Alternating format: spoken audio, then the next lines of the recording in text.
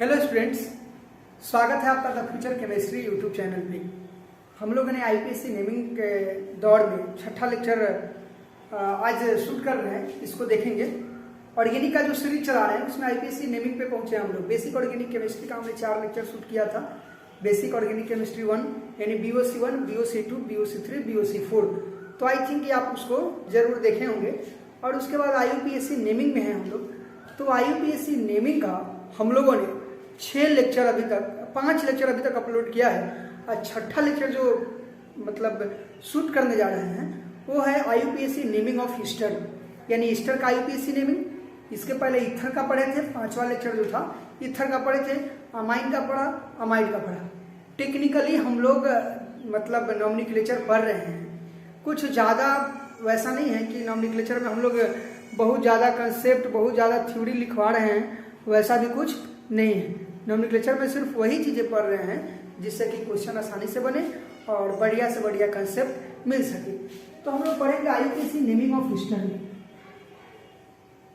IUPAC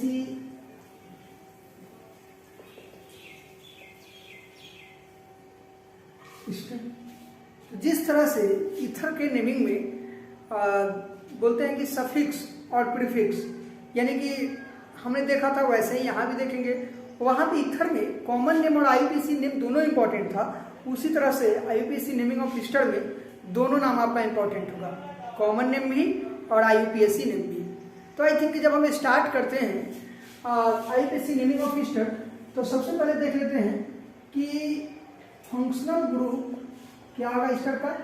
तो COO ऐसे होगा। डैश का मतलब हमने समझाया था कि दोनों साइड कोई ना कोई ग्रुप जुड़ना है।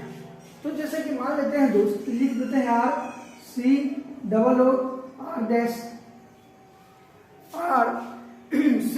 RCOO तो यहाँ पे जो R है आपका, ये कुछ भी हो सकता है।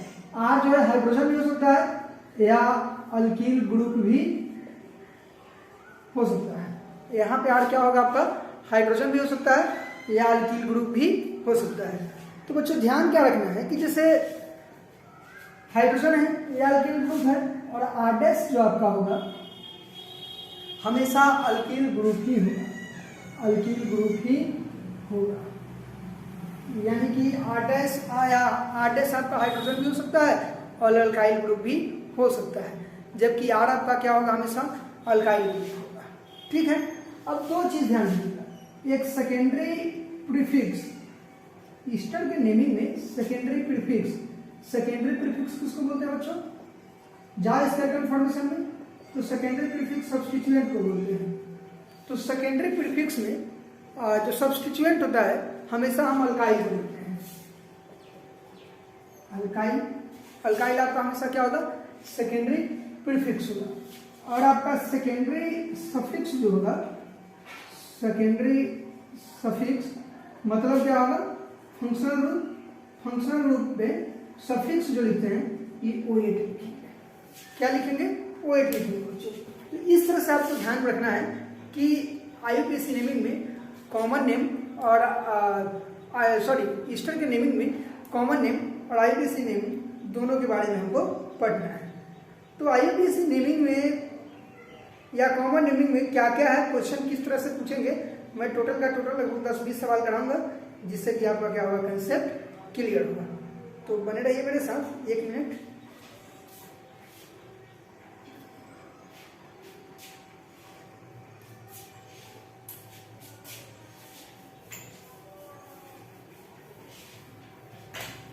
ध्यान दीजिए, जब लेक्चर अच्छा लगे तो कम से कम इसको शेयर सब्सक्राइब जरूर कीजिए। इससे क्या होगा कि आपके एक सब्सक्राइब से आपका कुछ नहीं बिगड़ेगा, लेकिन मेरे अंदर एक एनर्जी बूस्ट होगा और हम अच्छे से और अच्छे से काम करेंगे। तो आपने इतने लोगों को मौका दिया, एक मौका मेरे को भी दीजिए, देखिए सब कुछ सही होगा। और आई थिंक कि दिक्कत क्या है, कंसेप्ट तो सही मिलेगा ही, थोड़ा सा क्या होगा कि ग्रोथ हो जाएगा, जिससे कि एक फैसिलिटी वे में इंसान पढ़ा पाएगा, बढ़िया सेटअप हो जाएगा। एंड इसके अलावा कुछ नहीं, बस कंटेंट तो वही रहेगा। तो बस थोड़ा सा प्रमोशन की जरूरत है, थोड़ा सा आपकी हेल्प की जरूरत है। तो ध्यान क्या देना है बच्चों कि कॉमन, सबसे पहले हम लोग पढ़ते हैं इस नेमिंग में कॉमन। ध्यान से देखिएगा, ध्यान से देखिएगा, पक्का हम समझा देंगे। कॉमन नेम क्या है, जैसे RC डबल बॉन्ड OH,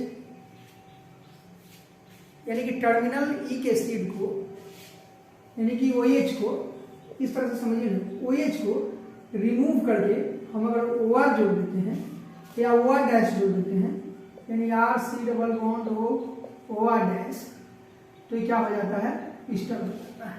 यानी एक से क्या बन गया, ईस्टर बन गया। एक से क्या बन गया बच्चों, ईस्टर बन गया। जैसे हम एक एग्जांपल लेते हैं, सीधा याद रखना है कि टर्मिनल ई के सीट को रिमूव करके सीधा क्या कर देना है, ईस्टर ग्रुप जोड़ देंगे, तो उसी को हम लोग क्या बोलेंगे, ईस्टर का नेमिंग हो जाएगा, यानी ईस्टर बोलेंगे।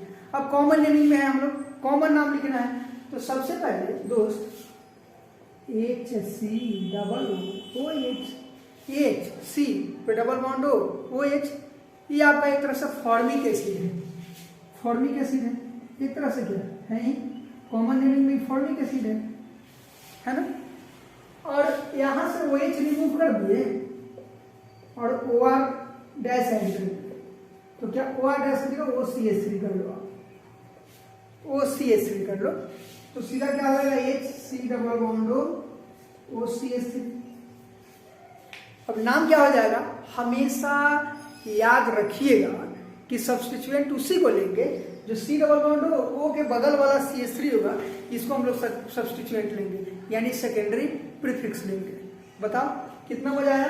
तो इसका नाम हो जाएगा, पहले सब्स्टिट्यूएंट का नाम लिखते हैं, तो मिथाइल, और एक कार्बन का है तो फॉर्मिक से बना हुआ है, तो फॉर्मेट हो जाएगा, मिथाइल फॉर्मेट।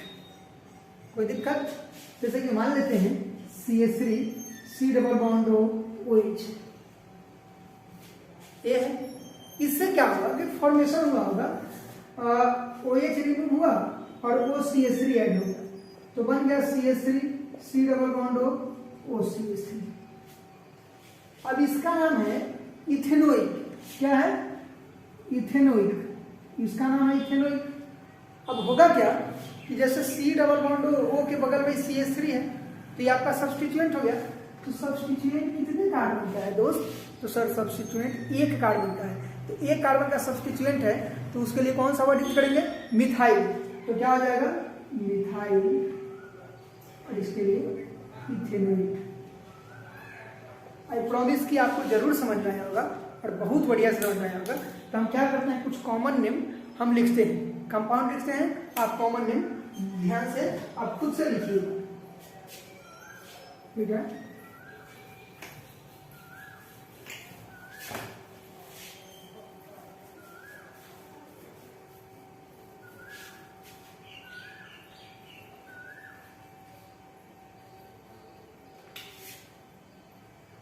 एक C double bond CH3, structure draw कर सकते हैं आप, CH3 C double CH3, CH3 C double CH2 CH3, CH3 CH2 C double CH3, CH3 CH2 C double CH, CH3 CH3, इस तरह से कुछ कुछ कंपाउंड आपका दिया हुआ है। अब नाम लिखना है, अब नाम लिखना है दोस्त, तो ये आपका क्या हो गया, सब्स्टिट्यूएंट हो गया, तो इसका नाम हो जाएगा मिथाइल फॉर्मेट, हो जाएगा ना, खुद बोलिए, बोलो बोलो, क्या हो जाएगा, मिथाइल फॉर्मेट। इसका नाम क्या हो जाएगा सर, इसका नाम हो जाएगा मिथाइल, और ये दो कार्बन का आपका PCC हो गया, तो मिथाइल एसीटेट, ठीक है, मिथाइल एसीटेट। इसका नाम क्या हो जाएगा, इथाइल एसीटेट। इसका नाम क्या आ जाएगा, इसका नाम क्या आ जाएगा, मिथाइल प्रोपेनोएट, मिथाइल प्रोपोनेट, प्रोपेनोएट। इसका नाम क्या आ जाएगा, ये भी आपका सब्स्टिट्यूएंट है, तो इसका आ जाएगा आइसोप्रोपाइल, आइसोप्रोपाइल प्रोपेनोएट, प्रोपेनोएट, प्रोपोनेट, प्रोपोनेट, प्रोपोनेट, प्रोपोनेट। इस तरह से आप नाम को क्या कीजिए कि लिखिए। कुछ और सवाल है जो हम कराते हैं आपको, नोट कर लीजिएगा, तो बेटा स्क्रीनशॉट ले लीजिए, या कीजिए कि इसको नोट कर दीजिए। ठीक है बच्चों, तो ध्यान किस बात पर देना है, थोड़ा सा अच्छा सवाल बनाते हैं।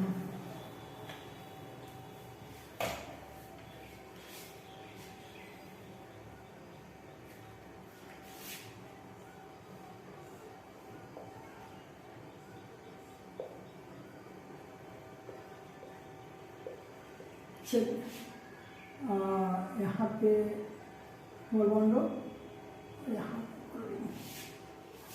ठीक है बच्चों, इस तरह से दे दिया। अब इसका नाम लिखना है, थोड़ा सा इंपॉर्टेंट है, इस पे ध्यान क्या देना है कि जैसे इसका नाम लिखना है तो जब नेक्स्ट कार्बन पे भी सब्स्टिट्यूएंट जुड़ा हुआ है, ये तो एक सब्स्टिट्यूएंट हो गया आइसोप्रोपाइल, कोई दिक्कत, आइसोप्रोपाइल हो गया। लेकिन इस सी डबल बॉन्ड को अल्फा मानिए और जस्ट इसके बगल वाले को बीटा मानिए। जस्ट इसके बगल वाले को क्या मानिए, बीटा मानिए। जिसपे सी डबल बॉन्ड है उसको अल्फा मानिए और जस्ट बगल वाले पे क्या कीजिए कि बीटा मानिए। बीटा मान लिए तो क्या हो गया, isopropyl beta chloro, chloro 1 2 3 4 carbon का पीसीसी है, 1 2 3 4 कार्बन का पीसीसी है, बीटा क्लोरो ब्यूटाइलेट, यानी कि आइसोप्रोपाइल बीटा क्लोरो ब्यूटाइलेट। ये आपको समझ में आ गया होगा कि किस तरह से नाम लिखना है। सीधा क्या करना है कि इस साइड जो होगा वो तो सब्स्टिट्यूएंट होगा ही, अगर इधर भी सब्स्टिट्यूएंट होगा तो अल्फा बीटा क्या कर सकते हैं कि मान सकते हैं। जैसे मान लेते हैं थोड़ा देर के लिए ऐसे नाम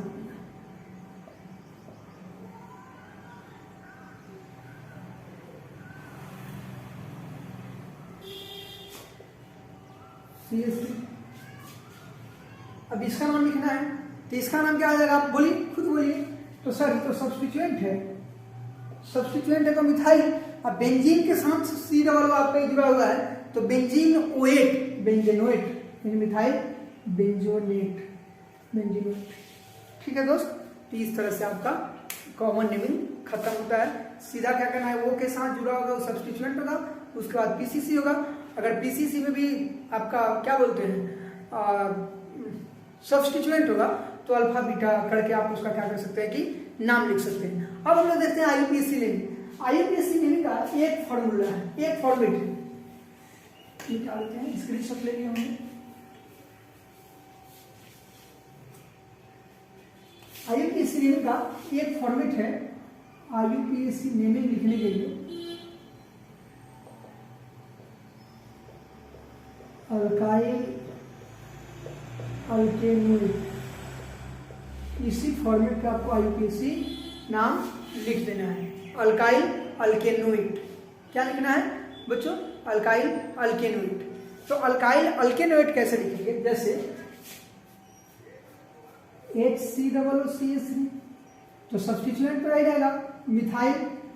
अब इसका फॉर्मेट जो हम लोग लिख रहे थे ना, फॉर्मेट वो कॉमन नेम था, इसका आईयूपीएसी नेम क्या आएगा, ये कार्बन का है तो methanoic, methyl methanoic.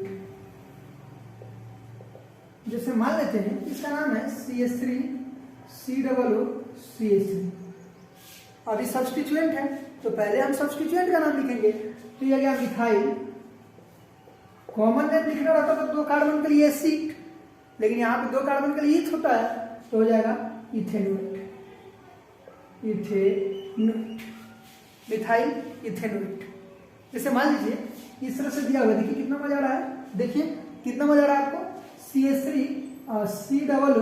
COOCH2 CH3, तो क्या आ जाएगा इथाइल, इथाइल इथेनोइट। आ रहा समझ में। जैसे मान लीजिए यही रहे CH3 COOCH CH3 CH3 तो आइसोप्रोपाइल। लेकिन बच्चों आपको पूरे लेक्चर में आइसोप्रोपाइल या आइसोनियो वगैरह नहीं दिखा होगा, तो आइसोनियो वगैरह का एक जगह हम कॉमन नेमिंग का लेक्चर पढ़ाएंगे और एक वन शॉट में हम नॉमिंग लेक्चर का वीडियो भी बनाएंगे जिसमें मैक्सिमम नंबर ऑफ क्वेश्चन होगा। तो इस थ्योरी को आप कंप्लीट करके रखिएगा, तो ये हो जाएगा आइसोप्रोपाइल और 2 कार्बन का है तो इथेनोइट। इसी चीज को क्या करना है आपको ध्यान में रखना है।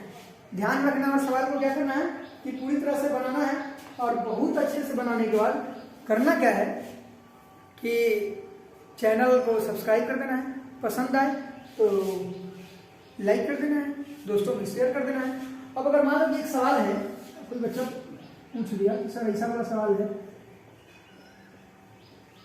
CHOH मान लेते हैं कि यहाँ पे CHOH है, ऐसा है, जो भी है, तो ये क्या आ जाएगा, PCC में 1 2 तो हो जाएगा 2 हाइड्रोक्सी, क्या हो जाएगा वो IUPAC नेमिंग में अल्फा बीटा, यहाँ पे सॉरी कॉमन नेम में अल्फा बीटा, IUPAC में नेमिंग में अल्फा बीटा नहीं, अगर यही कॉमन नेम होता तो क्या आ जाता है, ये क्या आ जाता, होता क्या, ये अगर मान लो कि यहाँ जुड़ा हुआ था तो बीटा आ जाता, अल्फा बीटा का कंसेप्ट लग जाता, लेकिन अगर यहाँ पे जुड़ा हुआ है तो क्या आ जाएगा 2 हाइड्रोक्सी क्या आ जाएगा, नहीं पहले आइसोप्रोपाइल 2 हाइड्रोक्सी कितना कार्बन का हो गया, 4 कार्बन का ब्यूटेनोइट, ठीक है, आइसोप्रोपाइल 2 हाइड्रोक्सी ब्यूटेनोइट। तो बच्चों इस चीज को आपको क्या करना है कि दिमाग में रखना है, ध्यान देना है, और आई थिंक लेक्चर को अच्छे से देखना है। और IUPAC नेमिंग का 6 नंबर लेक्चर आज हम लोग खत्म किए, और आई थिंक ये अल्डिहाइड और कार्बोक्सिलिक का मैं नेमिंग नहीं पढ़ाऊंगा, वो क्वेश्चन प्रैक्टिस में हो जाता है, क्योंकि उसमें कुछ ज्यादा कॉमन ये सब कुछ केस है नहीं, तो आप क्वेश्चन प्रैक्टिस कीजिए। और कल हम लोग पढ़ेंगे शायद IUPAC naming of cyclic compound, हाँ साइक्लिक पढ़ लेंगे, उसके बाद बाईसाइक्लो एंड स्पाइरो पढ़ेंगे, और इस लेक्चर को करेंगे खत्म। और उसके बाद सिंगल शॉट में क्वेश्चन के लिए, जिसमें टोटल फंक्शन ग्रुप वगैरह I think maximum number of question हो, और 1.5-2 घंटे का एक लेक्चर हो, हम शूट करेंगे, जिससे कि आपको दिक्कत नहीं हो। तो बने रहिए मेरे साथ the future chemistry YouTube channel पे। आप क्या कीजिए कि इस चैनल को सब्सक्राइब कर लीजिए, शेयर कर लीजिए। Thank you, that's all.